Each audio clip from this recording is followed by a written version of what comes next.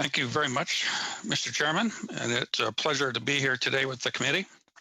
Is the sound fine for everybody?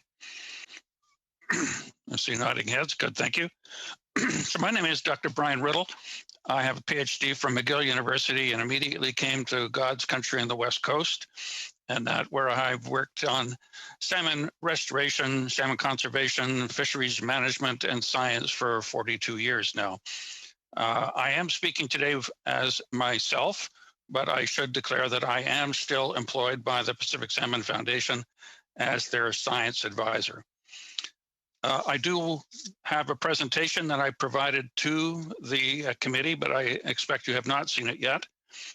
You will see that in the future, and I'm only going to speak to the highlight of that today. The Pacific Salmon Foundation did speak to the committee last July in 2020.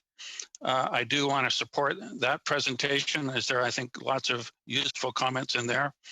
The individual was Jason Wang, and I think that you really need to look at his key points for federal action as a reminder of what was said at that time.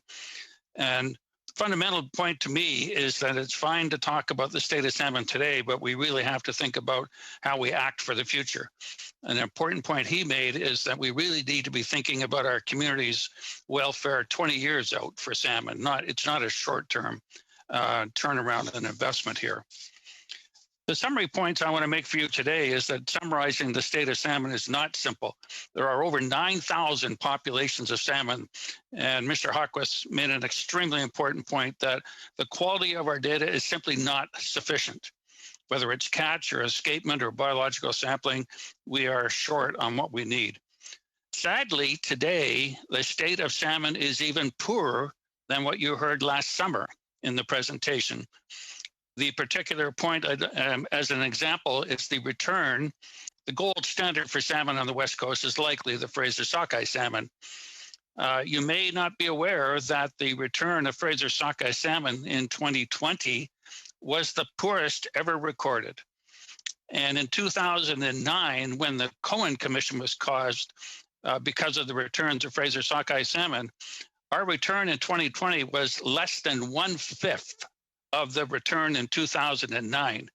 So you can't get much worse than that, right? So we have a very serious issue, and it is on the minds of many, many people on this coast, as you've just heard.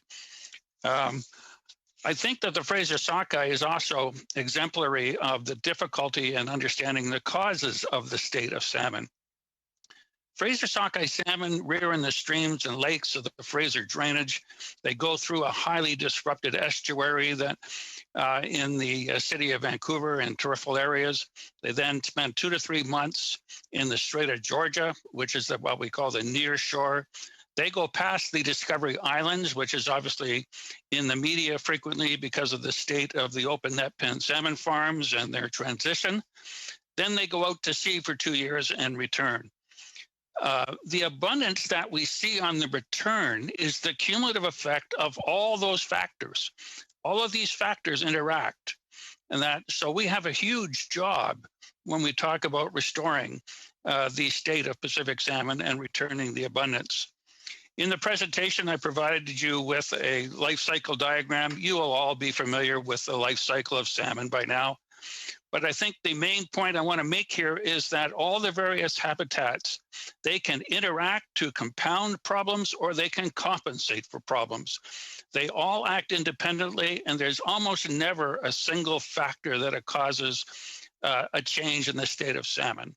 So you do need to have the monitoring systems in place so that we can understand the good and the bad together. Unfortunately, the state today is generally bad. I use the bad term to emphasize the point. There are variations between salmon populations, but generally it has never been really poor overall. The challenge for us is, what do we do moving forward? I think what we're looking for now is that there needs to be strong leadership in acting to conserve these invaluable fish for British Columbia, not just for our Indigenous peoples, their cultures, but for our social well-being and economy in British Columbia, and for the BC ecosystems. Pacific salmon returns affect many, many different industries. We need a commitment of resources in order to act on this, and we need a persistent effort. This will not happen overnight. I provide in my summary five actions basically to help guide us.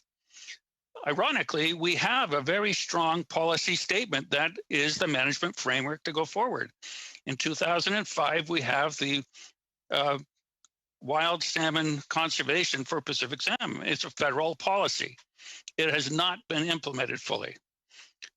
In that policy, there is a guideline that you have to protect the diversity and distribution of salmon first.